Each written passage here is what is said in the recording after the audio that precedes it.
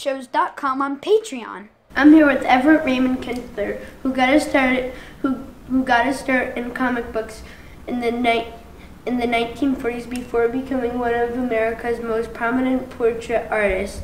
He has painted over 1,200 portraits of leading figures in business, entertainment, and government, including the official portraits of Presidents Gerald and Ronald Reagan. Mr. Kinstler, I'd like to ask you a few questions for my readers. Did you want to be an artist when you were a kid?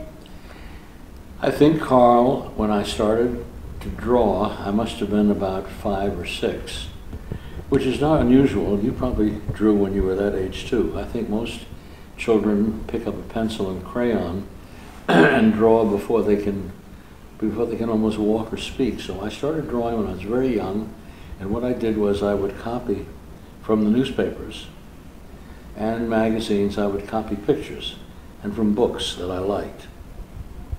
So the answer to that question is yes, I drew when I was very, very young, 4 or 5 or 6. Interesting. Do you have a teacher who got you interested in art? What, my friend? Sorry. Did you have a teacher who got you interested in art? No. I was interested in art before, as I say, around 6. And I remember when I went to public school, I had an art class. And one of the things we did in art class was those among us, let's say there were 40 in a classroom, there were maybe 1 or 2 who, like me, were interested in art. So I remember when I went to PS 166, which is still there, I think, on 89th Street on the west side, once a year we did murals in, do you know what tempera is? It's a water-based paint. But you know what, have you heard of things like poster colors? Well, these are poster colors. They're with water. And we would get these little jars of poster paints and do, on paper, big murals. And there were about 2 or 3 of us in the classes, as I remember.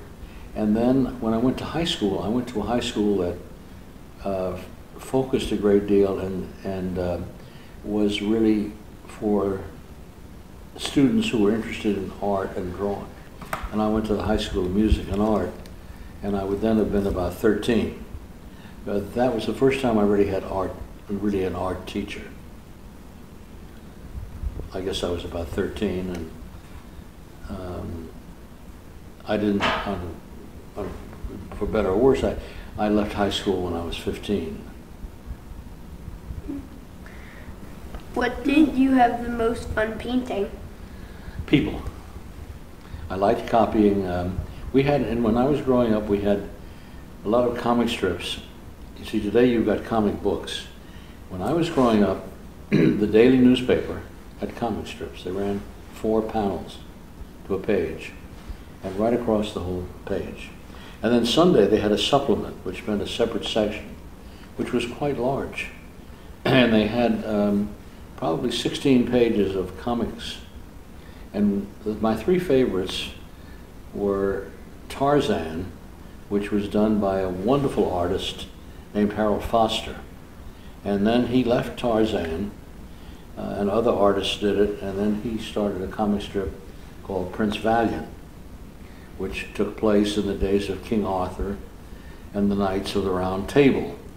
And the second strip I liked was Flash Gordon, which was done by Alex Raymond, and that was mainly futuristic science fiction, and it was the beginning of the superheroes before they knew about this. And in fact, you remember the movies Star Wars? Yeah. Well, they were all inspired by Flash Gordon. So I was very influenced by Flash Gordon, by Prince Valiant, and there was a third strip, which was called Terry and the Pirates, which was done by a wonderful artist named Milton Caniff. And this used to appear in the daily newspaper, and then it would appear in the Sunday papers. And in those days, what they had is something they called a syndicate, which was a corporation that would take the comic strip, and they may have had access to 400 newspapers. In other words, they'd have a newspaper in New York, they'd have one in Long Island, they'd have 2 in California. They had 400 newspapers that strip would appear in all 400 every day, so that people all across the country, it was so popular. And so I used to copy from Terry and the Pirates, Flash Gordon, Prince Valiant, and then it was also the beginning of comic books. I think Superman came out around 1937, so I was about 10 or 11 years old. The comic books were 10 cents a piece. But I think the first big comic book was really Superman. And when I say comics, just so your listeners and readers understand, you have cartoons, which I think more as being funny and where they caricature the person, where it's got big ears and like Mickey Mouse. But then you've also got adventure strips, comic strips, which are really more like illustration, more realistic. And that's what I was doing. So I had Tarzan, Prince Valiant, Flash Gordon, Terry and the Pirates, and then there were the comic books, which I started reading. And Superman, I think, was the first, certainly the first famous comic book that came out. Very neat. Did you read comic books when you were a kid? Well, as I say, the first time I saw them was when I was about your age. And I just would buy them, and I was already drawing, I was drawing my own little comic strips. I'd make up characters, and I'd make up stories. And so I would draw them just for myself. But yes, I read them all the time. But mainly I read the Sunday Funnies and the daily newspapers. But mainly the Sunday, it was a big event to get this big newspaper. And it was all in color and have all of these, I think, in the Sunday comic strip pages, there must have been 10 different characters, like as similar to the ones I just told you about. Cool. You were 18 when you started working in comic books. How old? How old? 18. 16. Got to correct that right away. It was just before my 16th birthday. I took a job, accepted a job when I was at high school, but it meant working 6 days a week on salary.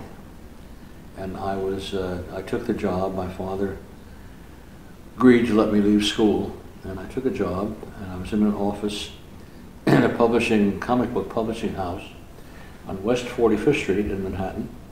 And I used to go to work every morning. I was there by 9 o'clock, and I would ink pages. Somebody would pencil them. Then they would go out to the letterer who would put the balloons, you know, what people say. Yeah. And then they would come back, and I would ink over his pencil lines. And that's how I started. I was almost 16 years old. And then after doing that for a year, I asked if I could do my own total pencil and ink, but because you know the way it works. You pencil them, then it goes to a letterer, and then you bring them back and you ink over the pencil lines. And I asked if I could do my own pencils and my own inks, which I did. So I was really doing that when I was 17 or 18. Wow. I'd like to ask you some questions about some comics you worked on that I brought with me. Okay. Where'd you ever get those? Comic book shows and trades. Oh, really? Mystery comics. Well, I know that's not my cover. Yeah. Mystery comics #1. You mind if I take it out and look at it? Is that okay? Yep. As I say, I know I did not do the cover. And I don't remember this one at all. I don't know who published Mystery Comics. I worked for just a few places that kept me busy, because what I did, Carl, is I decided when I was 17 to take art classes where I could draw people from life. And do you know what the expression freelance means? No. Well, what it means is when you work, if you work on salary, right? You work 5 days a week and get paid. And I asked my publisher if he would give me enough work that I could work at home. And that was called freelance. You were free. And I went to art school in the afternoon, and I did the comics in the morning and in the evening. I'm looking at this, and I want to see, because I don't remember Mystery Comics. You did the Silver Knight story in it. Which one? Silver Knight. Silver Knight. Isaac Raymond Battlefield. Oh, you know what? I'll tell you. You're right. It's partly mine. So this would be, it's 1944, so I was 17. Okay, it says here by Isaac Raymond and Battlefield. Well, the pencils were done, the drawings were done by a man named Ken Battlefield, and then I inked it. So it's really not, I wouldn't say this was mine. I inked over somebody else's drawings. And my middle name was Raymond, and when I first started doing these, I used to use Everett Raymond to shorten my name, but either I inked these or penciled them, but Ken Battlefield was a penciler. These were my inkings. I did not draw these. So I really don't, I was part of, and Isaacs may have been the man who lettered it or wrote the story, but this is about the earliest I can date back, and it was just about a period, Carl, of 6 months where I was doing inking. Mainly I did penciling. Excuse me, I was doing inking. Okay, next question. Black Hood 15 from 1945. Yeah, okay. Is This was when I remember I told you I had asked my publisher if I could go freelance, or they'd give me enough work. Okay, the first work I did freelance was for Black Hood, which was part of the, you see that was signed Everett Raymond. And I drew, I think the first story, maybe. No, that's not mine. The cover's mine, and I did about 4 of them for Black Hood. But none of the, wait a minute, this is mine here, the last one. This one is mine, I definitely know that. And that was the one that was called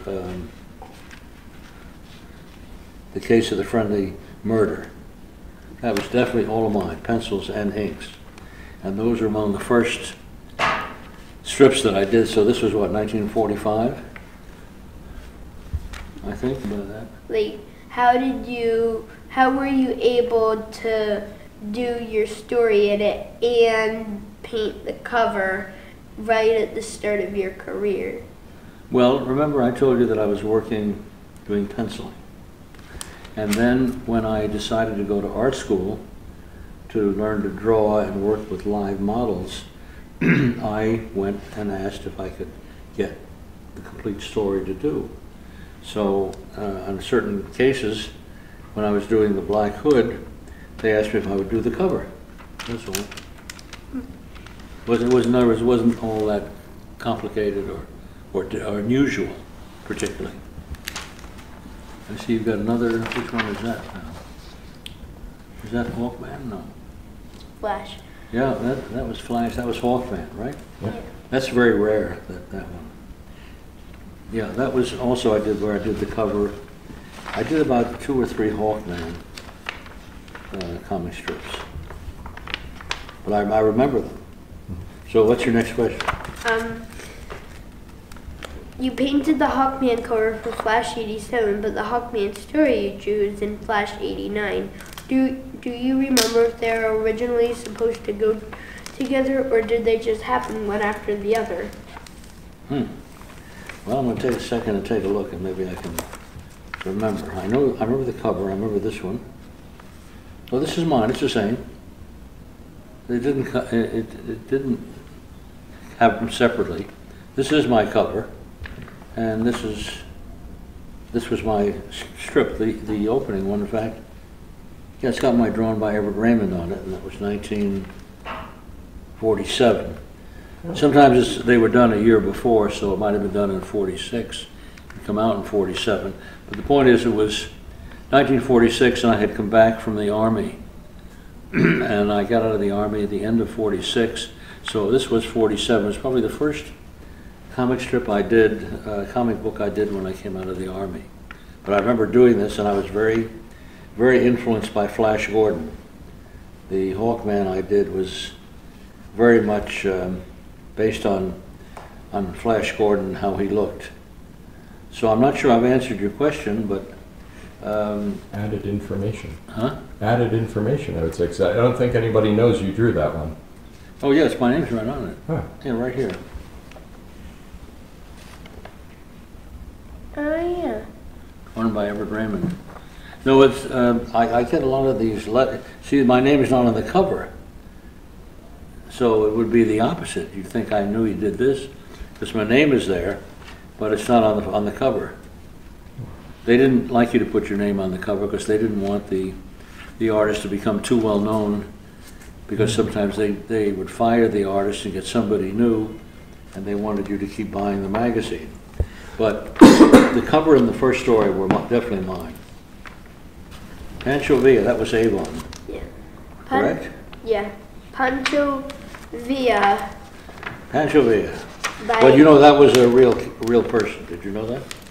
No. Yes, Pancho Villa was a Mexican, depending on which, well, you would know this probably as well as I, depending on which kind of history you're taught, he was either a Robin Hood or a terrorist. But he was a real person, and he was, well, here, Mexico's #1 bandit. Now, to a lot of people, he was a hero, that he rescued the Mexicans from dictatorship. So I did the cover, I remember that, and my name is in full on that, and I don't believe I did any inside on this one. What would happen often, Carl, is I would get a cover to do, but not the inside story, or sometimes I'd get the inside story and not the cover. You see, this was Avon. Doesn't say what year, but it would have been probably around close to 1950, I would think. No, I remember these. They used to have certain comic books, might be of interest, that what they used to call one-shot, meaning they would print one, and there'd be one Pancho Villa, there'd never be another. Whereas with Hawkman or The Flash, you'd have maybe a series that would go on and on. In fact, Hawkman, other artists did, it lasted for, I think it's still being published.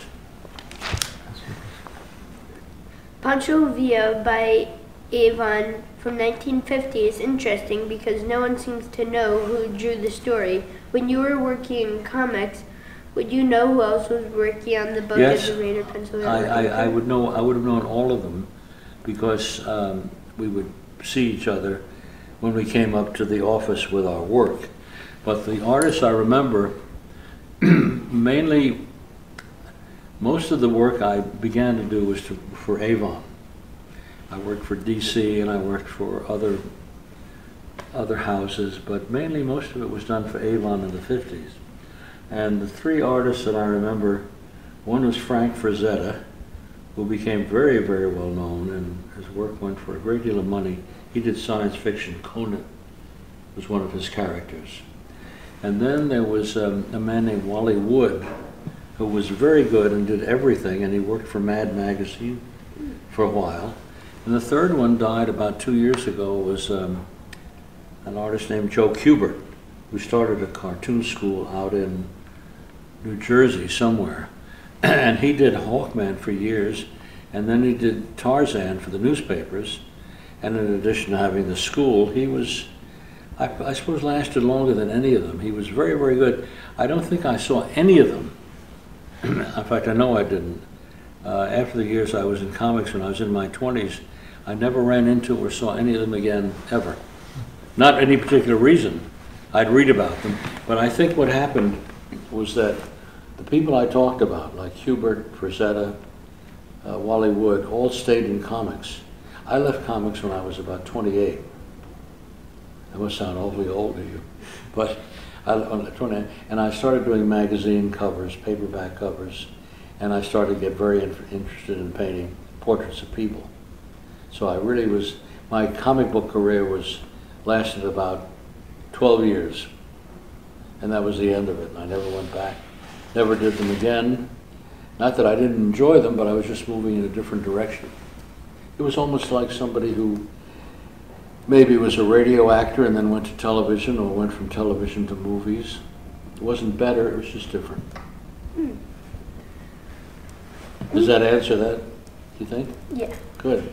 I like your questions. Thanks. Did the Pancho Villa story lead to your work on Zorro, or is that just a coincidence? No, not a coincidence. The other publisher, after I was working with Avon, most of the stories were short, 6, 7 pages. And I had moved into this building you are now in, and I had more expenses, and I needed more work. The problem always with artists is you have to make a living. And there was a publishing company, it was part of Dell, it was called Western Printing.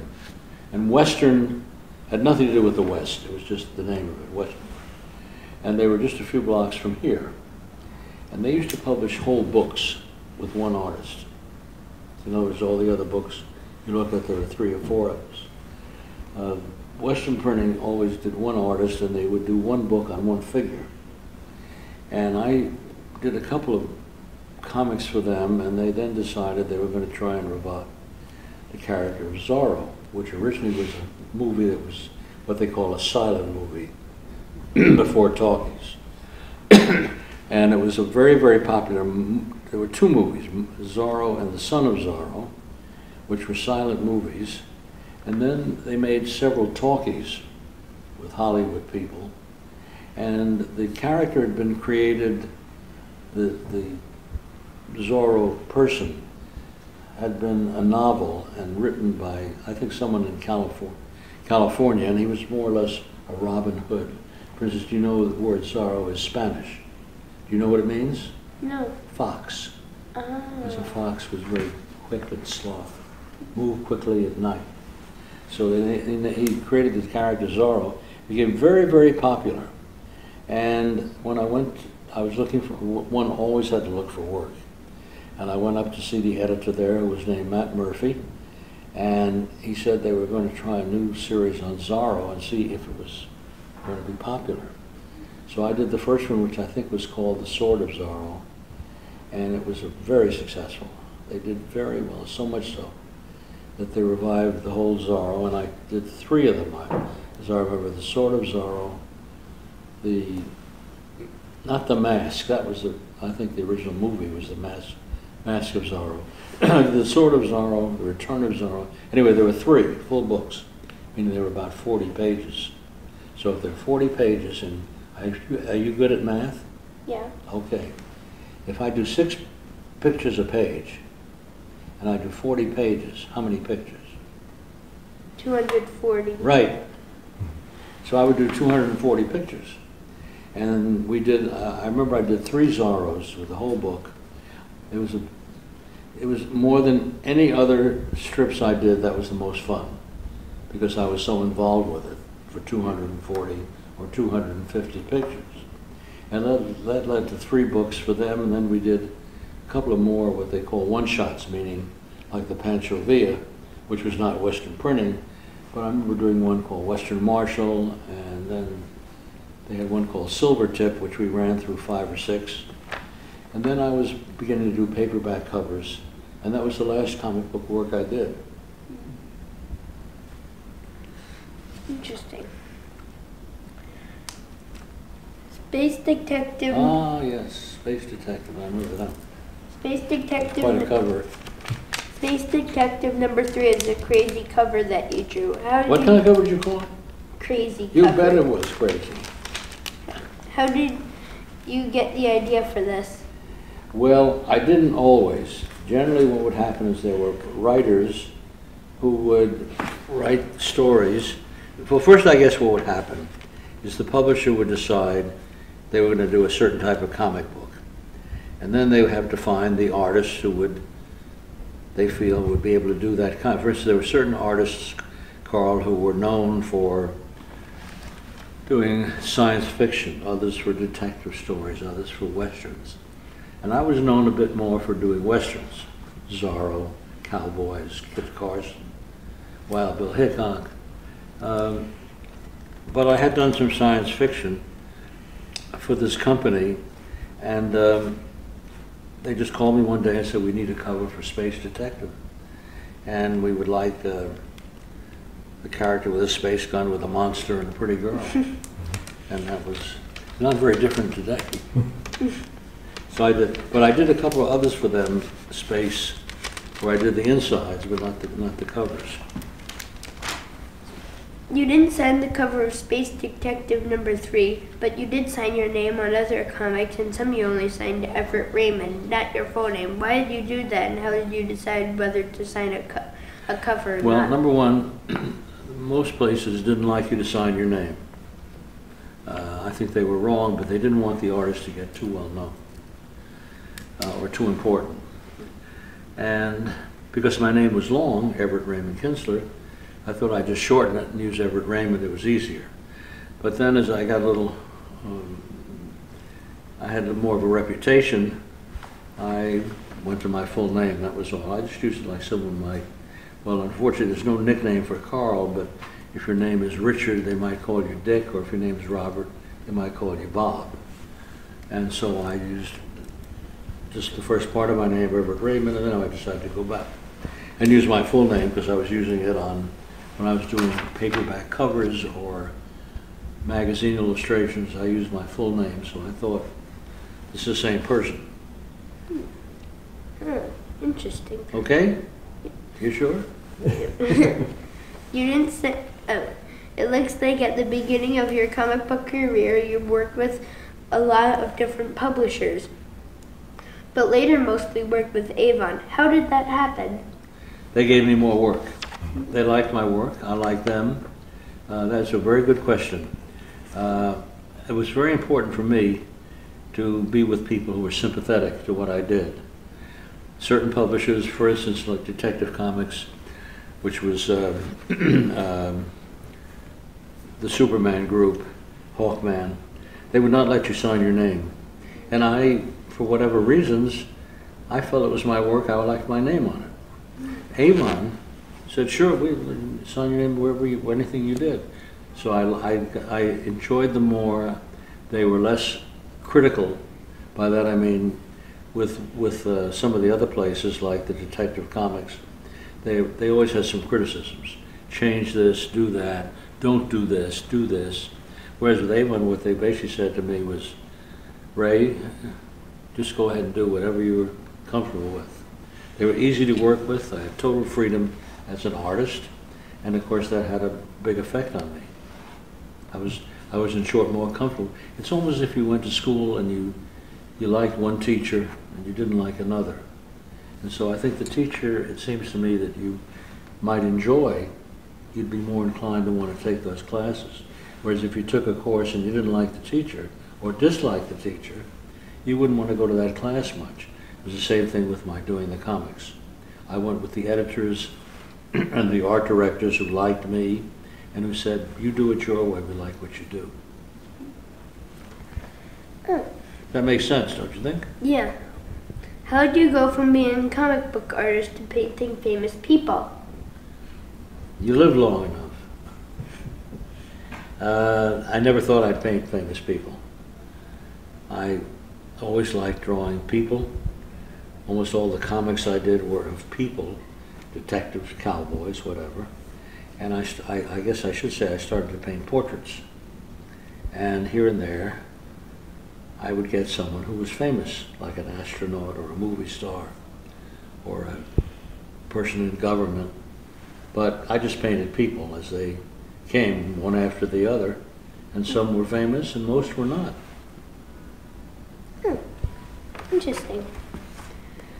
You've painted 2 presidents of the United States. Could you have imagined that when you were a kid? Well, actually, I painted 8 presidents of the United States. Can you tell me what their names were? You think I should? Should I tell him? He can know. Okay, I'll tell you.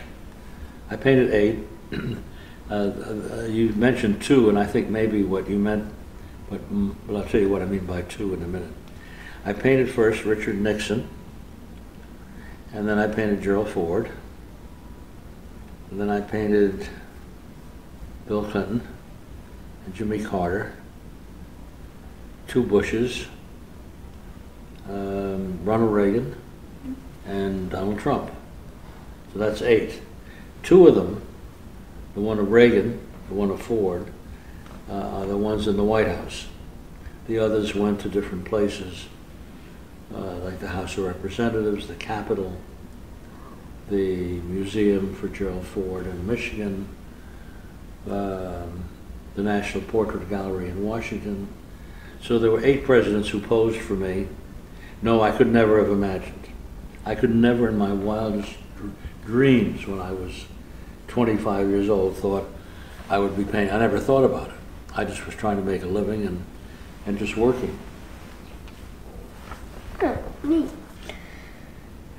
If you could go back in time, what advice would you give yourself as a kid?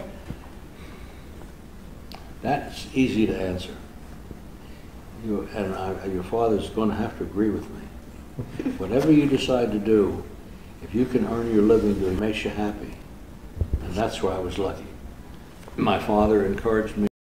I think one is very lucky and blessed if you can earn your living doing something you enjoy. I decided to leave school when I was 15 because I wanted to be an artist. And my father loved me. I had the talent, and I think he felt that I had the right values, things that were important. And he said to me something I never forgot. I was 15, which is not that much older than you. And he said to me, "You're a lucky young man. You're going to be able to earn your living doing something you enjoy. Don't ever forget it." And I am very lucky today to get up in the morning and be able to work and love doing what I do. That's good. It doesn't matter what you do. If you find joy and happiness and stimulation, you've got an answer. What do you think you'll do? I don't know, maybe draw comic books or edit them. Good for you. Well, I want to hear about what you're doing. And if you get to be very famous, well, maybe you'll commission me to do your portrait. I can paint you as Batman, Superman. Sold. Good questions. Thanks. Do you have a favorite painting you've made? The next one. The next one is always going to be the best one. Ah. You got to believe that. Oh, yeah. Well, there are a few, Carl, that there are some of my children that I have meaning to me. I don't really think I've got a favorite. There's sometimes some of the people I painted meant a great deal to me. Not necessarily famous people, but people who I had a relationship with, whom I admired, and sometimes I felt this was a better painting than most of the paintings I did, and I thought that might be a favorite. But no, I really don't, except for those who have maybe, as I say, family or some sentiment. I think you can see how quickly I picked up when I see you got Jesse James. Mm-hmm. I remember doing those, and that's 70 years ago. Wow. So when you get to be editor of and publisher, you'll keep me in mind, won't you? Yeah. You've done so much, and I know you're really busy, so just one last question. Do you still have fun painting? I can't wait to get up in the morning and work. That's to say, you're very lucky if you can find a profession that you enjoy doing, and I mean that, I really do. My bones are getting a little creaky, and I'm getting grumpier, but I'm still adorable, and I enjoy doing what I do.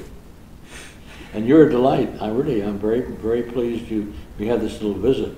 Thanks. And I hope you get something out of this, and I want to hear what he's up to. I'll be sure to keep you posted. Thank you for answering Thank my you, sir. questions. It was Pleasure, really nice to pleasure. meet you. Keep me in mind. I will. I wish you'd been my editor when I was 16, but you weren't even nobody knew you were around at that time.